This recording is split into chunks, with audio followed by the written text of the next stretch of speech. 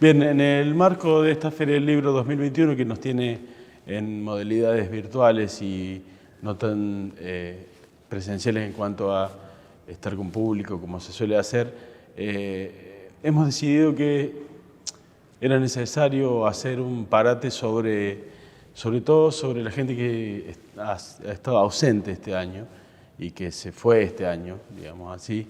Una de ellas es Mariela Laudecina, que ha sido una poeta nacida en Mendoza, pero que casi toda su obra y toda su actividad poética se desarrolló en Córdoba y desde Córdoba.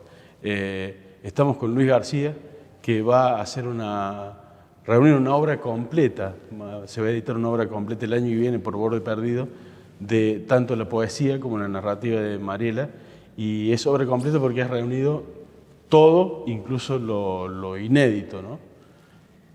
Sí. Que hay poco, ¿o no? Sí, bueno, la primera aclaración por ahí es que no se va a llamar obra completa. Decidimos que por razones estéticas, pero también por las contingencias de la vida, no se llamase completa, sino que se llamase obra reunida.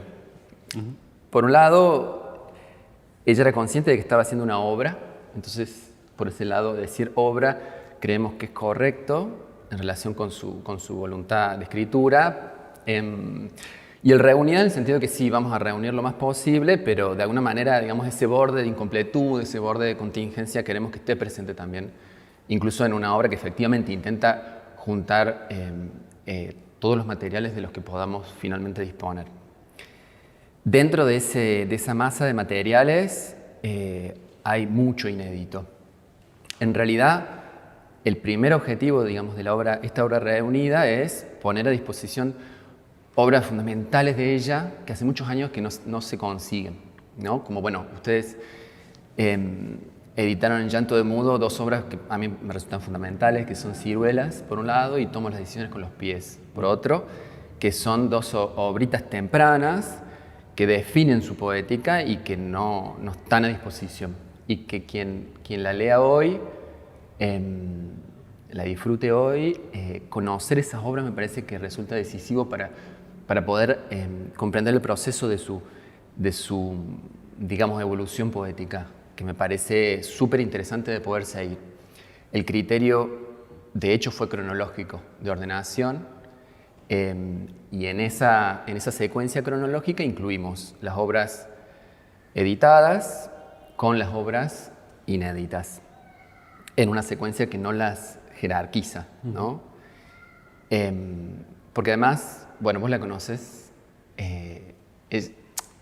ella ponía en primer lugar el proceso de producción y por ahí, ¿no? Las idas y vueltas de la edición no era que no le importara, pero de alguna manera tenían sus límites en su interés, ¿no? Y si pasaba por ahí el tiempo que ella consideraba, quedaban cosas completas, listas para publicar, pero que nunca se publicaron.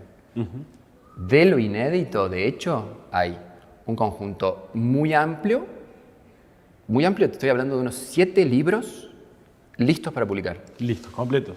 Completos. 7. O sea, libros que van del 2007 hasta los que estaba preparando ahora.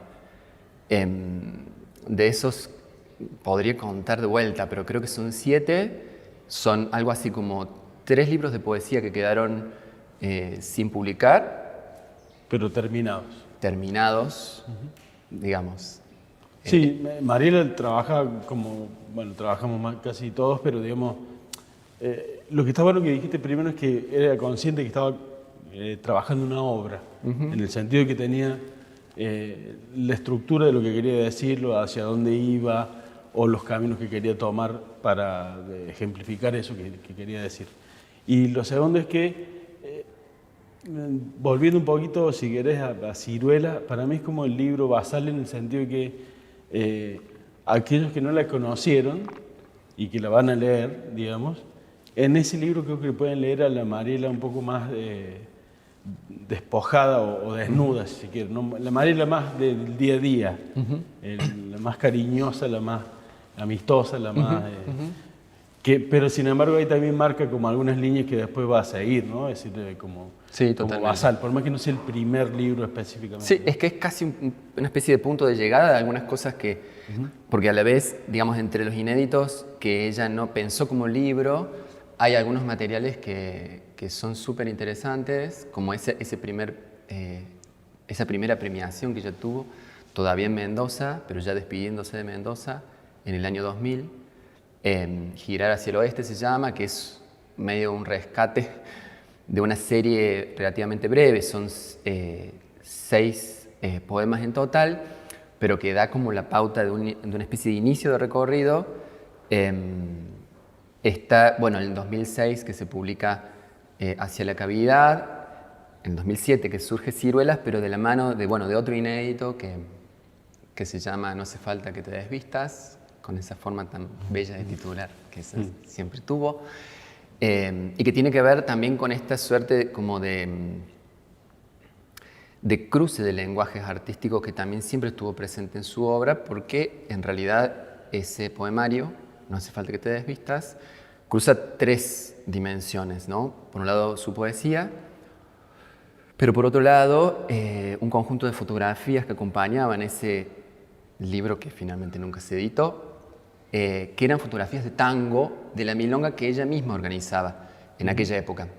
Entonces, de alguna manera, su relación, digamos, con la música y la danza, con la poesía y con una fotógrafa que fue, bueno, la Susana Schwartz, que fue la que tomó una serie de fotografías que todavía están allí, que probablemente seleccionemos alguna para que esté presente en esta edición de la obra reunida, dan cuenta de algo que también, como en esos inicios, está marcando un poco la cancha de lo que va a ser después su derrotero creativo, que es siempre estar atenta a, por un lado, a trabajar con otras, con otros, por otro lado, estar en diálogo con otras lenguas, desde, por eso, la música hasta el esoterismo. De alguna manera, había algo de esa, digamos así, intermedialidad en ella, que es súper linda, y pudiendo verla a lo largo de ese recorrido.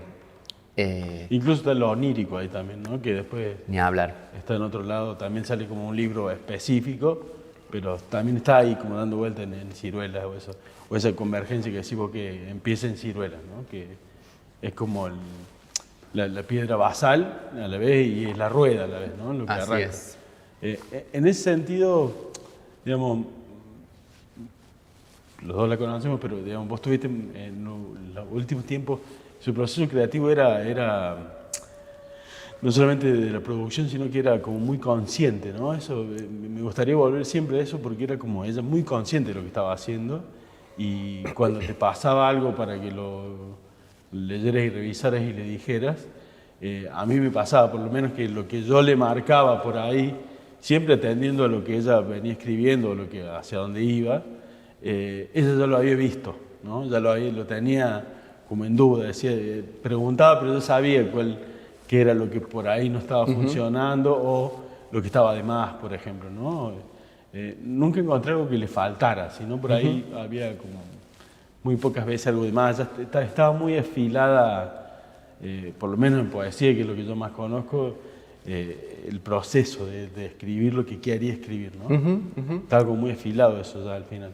Sí, sí, me parece que esa conciencia de obra tuvo un componente como... Es difícil distinguir en esa conciencia de obra el componente literario respecto al componente vital. Como vos dijiste, ella construye su obra en Córdoba y bueno, esta serie que fue para ella como una especie de primer aval, digamos, de un otro respecto de su posible destino escriturario, aparece en el mismo momento en el que ella está decidiendo irse de una vida. Que eso está registrado incluso en sus libros, ¿no? Sobre todo en Tomo las decisiones como los pies, un quemar las naves. Y después de esas naves incendiadas con gozo, sobreviene la vida en y a través de la escritura. Y entonces ahí es donde, digamos, hay un cuerpo de obra, ¿no? Que es el suyo. Y Y en ese sentido, me parece que esa justeza, digamos, esa prestancia, esa presencia además tan de su escritura, pero de su personalidad, es muy difícil distinguir de ese estar allí, ¿no?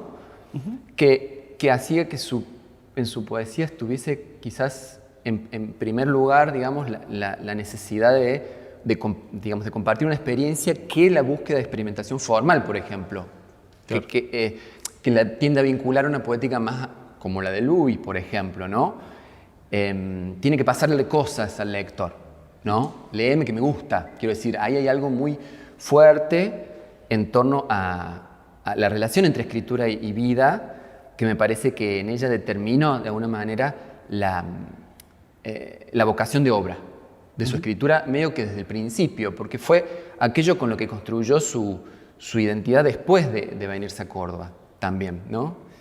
Y sobre los últimos años hubo una conciencia, además de cierta, digamos, de cierta fugacidad, que siempre estuvo presente en ella, pero que en el último tiempo, por supuesto, resultaba mucho más pregnante, y eso también, en vez de frenar la escritura o de alguna manera oscurecerla, lo que hizo fue consolidar esa conciencia de obra y hacer que sí, que estuviese en el mismo momento terminando 4 libros, o sea, y empezando otros 4. Es decir, de los inéditos, estaba diciendo, están los que ella estaba preparando para publicar, y están estos otros que te comento que quedaron como en el camino sin ser editados. Pero insisto, ella estaba con un libro de poemas que presentó a un concurso, un libro de cuentos, que iba a ser su primer libro de cuentos, que presentó a un concurso, y una especie de novel surrealista, como dice un amigo, que es el Orlanda, y que ya estaba en diálogo para ser editado. Mientras iniciaba series que quedaron pendientes, ¿no? Sí, sí. Que son los poemas no humanos, los talismanes, entre otros. Y entonces ahí hubo una necesidad de afirmarse a través de la escritura que fue muy, muy patente, y quizás en el último tiempo todavía más, porque a eso le agregó, digamos, a la espontaneidad, sobre todo de la escritura poética, casi diría una sistematicidad de trabajo fuerte. Sí, sí, sí, mucho laburo y concienzudo, como decís, Así ¿no? es. Y la última, como por ir, digamos, cerrando, yo siempre me pareció que no era una extranjera en Córdoba, pero aún así mantenía, por ejemplo, una tonada mendocina, ¿no? Sin embargo, hay como algo raro ahí. Ella está en Córdoba, escribe desde acá, se nota algunas cosas, pero sin embargo, al no ser del todo extranjera, pero tampoco es del todo cordobesa, ¿no? Y eso también hay como una imagen de Mariel en eso, ¿no? Es como estar flotando un poco, ¿no? Es siempre. Absolutamente. En todo, en no ser acá, estar acá, en casi todo durante mucho tiempo de su vida, sus enfermedades, hay como una especie de flotación, ¿no? De Mariel ahí. Bueno, su novela más importante, creo, o no sé si más importante, bueno, está por salir justamente esa primera novela, ¿no? Que quedó en cola, bueno, en su momento, y que va a dar el título al volumen de narrativa, Ahora nadie puede verme, que también es una preciosura, pero que, digamos, sigue siendo esa narrativa lírica de ella, mientras que, creo yo, la novela más lograda como tal, que es Lo mejor es no tener padres, lo dice desde el título. No sé si para ella lo mejor es no tener padres, pero sí fue esa vivencia digamos, de cierta... dentro de la novela hay una figura fundamental, que es la figura del gitano, ¿no? Dentro de esa novela. Y hay en ese nomadismo abierto de alguna manera a lo nuevo y a lo imprevisto, algo que fue muy suyo. Y que me parece que sí, que aunque hubiese encontrado un poco su tierra acá en Córdoba, tampoco era exactamente eso. Siempre había una especie de distancia respecto de lo real. Y bueno, y también ese territorio onírico, ¿no? Que de última quizás fue su principal patria y que vincula tan íntimamente los dos tomos. Insisto, la ordenación también fue muy pensada y dudábamos respecto de eso, pero finalmente llegamos a ello, fue ordenar, digamos, poesía en un tomo y narrativa en el otro. Pero es interesante cómo probablemente quede, por ejemplo, Los sueños de la libretita, que son fragmentos en prosa, en un tomo, pero es a partir de Los sueños de la libretita que ella compone uno de sus poemarios más bellos, que es La culpa es del sueño. Y me parece que hay en esa dimensión de lo onírico algo que en ella, digamos, imanta un conjunto de situaciones que tienen que ver con la dimensión de la poesía como presagio, de la poesía como adivinación, del engarce, digamos, entre poesía y experiencia, de la poesía en relación con lo oculto, que también estaba explorando y que está tan presente en Los caprichos de Leonora, por ejemplo. Y en ese sentido sí hay como una especie de patria onírica en ella que es más pregnante que Mendoza o que Córdoba.